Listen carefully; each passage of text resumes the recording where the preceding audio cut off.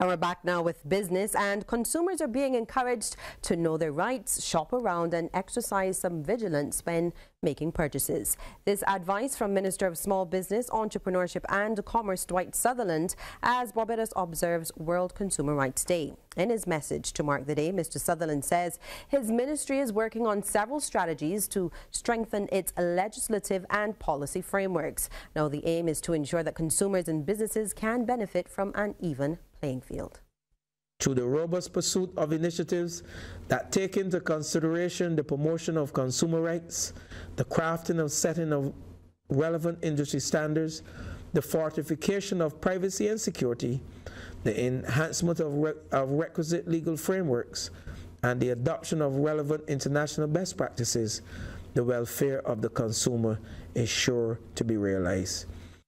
And the theme for this year's celebration is Trusted Smart Products, and he says that the theme is particularly relevant.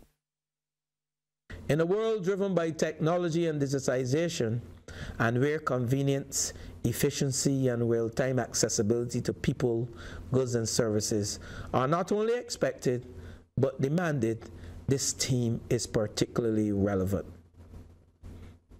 The rapid developments in technology over the past decade has given rise to a new smart economy driven by innovation, digitization, connectivity, and new business models. And on this World Consumer Day, officials have sounded an alarm about the labeling of some imported products. Now, Acting Director of the Department of Commerce and Consumer Affairs, Bertram Johnson, says some products are coming into Barbados in a foreign language only. And he was speaking during an event to raise consumer awareness in National Hero Square today. There seems to be an emergence where through self-trade, where businesses might be now getting trade more out of the southern cone, and you're finding a lot of those products coming in. Latin America. Latin America, that's correct. Coming with the font and the different variant labelings written in Spanish, and that is really a breach. You can have dual labeling. Dual labeling means that you can have it written in a foreign language, but the display panel must be written in English, which should have basic information like what is the product, the manufacturing, the origin from which it comes, the content, and so forth. And time now to take a look at how those stocks traded on selected exchanges across our region. In Jamaica, Wasinco Group Limited ordinary shares was the volume leader with 6,381,077 units.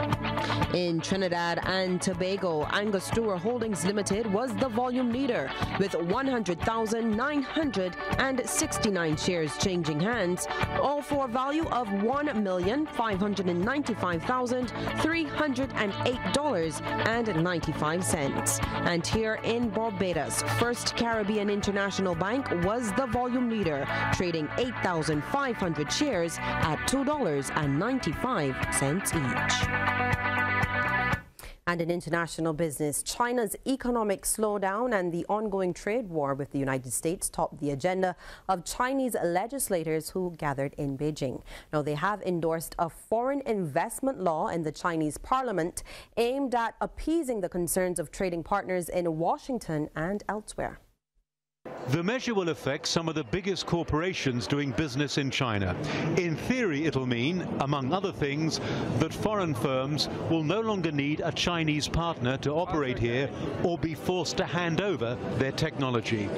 The new foreign investment law is China's concession to the United States, which is a compromise China's making in the trade war. So it's very likely that in the future there will be policies that actually favor foreign investors, but we probably won't see any significant changes in that regard this year.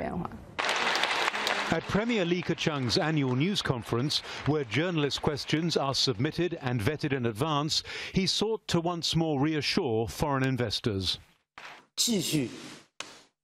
China will continue to cut taxes and fees, streamline administration, foster new drivers of growth, ease market access, and level the playing field for all market players.